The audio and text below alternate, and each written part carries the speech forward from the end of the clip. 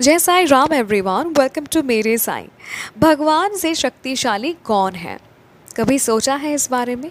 क्या आप सब जानना चाहते हैं कि हमारे साईं बाबा से अधिक शक्तिशाली कौन है? अगर जानना चाहते हैं तो इस वीडियो को बहुत ध्यान से सुनिएगा। दो कहानी सुनाऊंगी जिससे आपको ये बात बहुत आसानी से समझ आएगी। तो एक बार क्या हुआ, श्री हरि विष्णु जी ने नारद मुनि जी से पूछा कि नारद, तुम्हारे अनुसार इस ब्रह्मांड में सबसे शक्तिशाली कौन है? तो नारद मुनि जी ने बहुत ही इनोसेंटली कहा कि स्वामी, इसमें पूछने वाली क्या बात है। इस ब्रह्मांड में सबसे शक्तिशाली आप ही हैं। आपसे अधिक शक्तिशाली कौन है प्रभु? कोई नहीं। आपसे बड़ी शक्ति कोई हो ही नहीं सकती। तब श्री हरि विष्णु जी ने कहा, नहीं नारद, तुम गलत हो। फिर विष्णु जी ने नारद मुनि जी को समझाते हुए कहा कि कौन है जो भगवान को अपने मधुर और प्रेम युक्त हृदय में कैद कर लेता है? एक सच्चा भक्त ही है जो भगवान को अपने वश में कर लेता है और उनके प्रेम की जंजीरों में जकड़ कर कैदी की तरह रखता है। एक सच्चा भक्त और भगवान के बीच का बंधन इतना शक्तिशाली होता है कि भगवान ऐसे ही भक्त के हृदय में असहाय होकर कैद होकर रह जाते हैं। वास्तव में सच्चा भक्त भगवान से अधिक शक्तिशाली होता है, क्योंकि वास्तव में भगवान ऐसे भक्त के प्रेम के आगे असहाय हो जाते हैं। जो भगवान नहीं करना चाहते हैं वो भी अपने भक्त के प्रेम के वश में आके उन्हें करना पड़ता है। वास्तव में सच्चा भक्त वो भी कर सकता है जो भगवान नहीं कर सकते।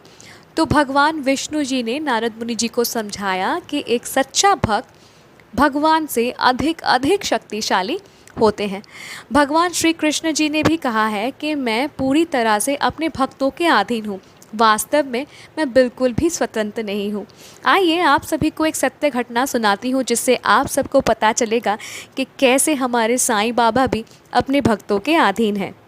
एक बार बाबा के सेवक रघु और अन्य 5 जन को एक मारवाड़ी महिला के स्टील भंग करने के आरोप में अरेस्ट किया गया और कई आई विटनेस के गवाही पर उन्हें 6 महीने की कारावास जेल की सज़ा सुनाई गई। अब तात्या पाटिल जी का सिंपैथी अक्यूज्ड पर्सन यानी रघु और 5 अन्य व्यक्ति के ऊपर था।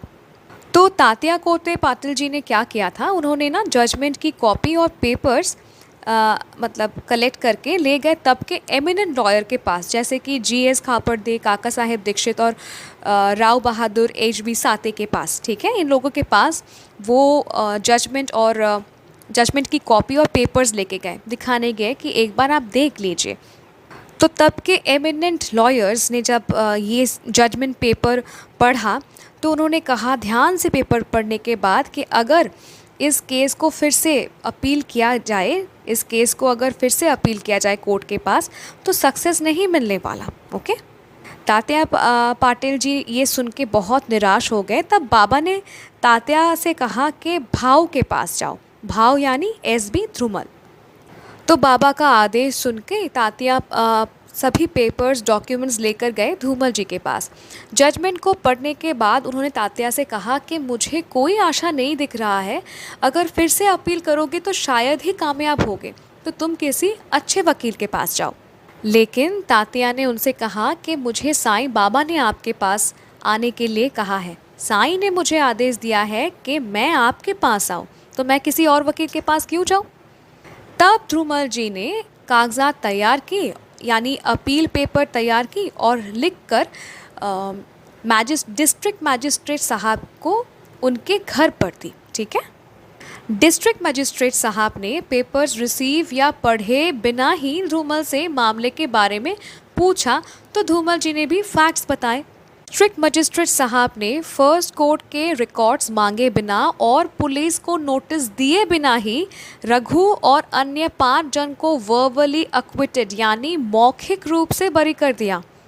ठीक है, मतलब जहाँ दीक्षित साहब, फिर जीएस खापड़दे, एचवी साते जैसे एमिनेंट लॉयर्स ने जब पेपर्स पढ़ा था तो उन्होंने कहा था कि हमें कोई आशा नहीं दिख रहा है, तुम सक्सेसफुल नहीं हो सकते, इन्हें सज़ा हो गया है और ये बड़ी नहीं हो सकते।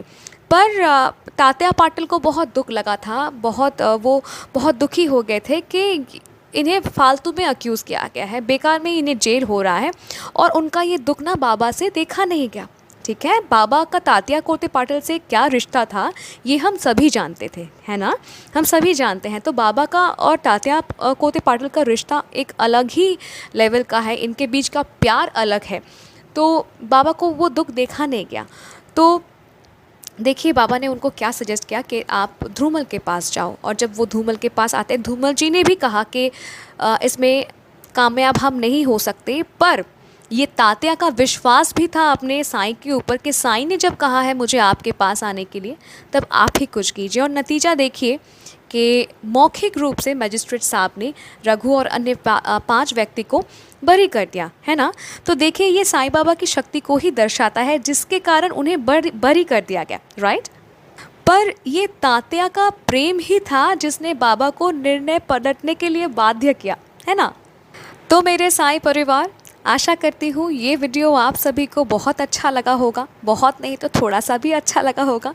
और कभी भी खुद को कमज़ोर मत समझिएगा, इतना जान लीजिए कि आपके प्रेम और भक्ति में इतनी शक्ति है कि आपके प्रेम के अधीन है साईं।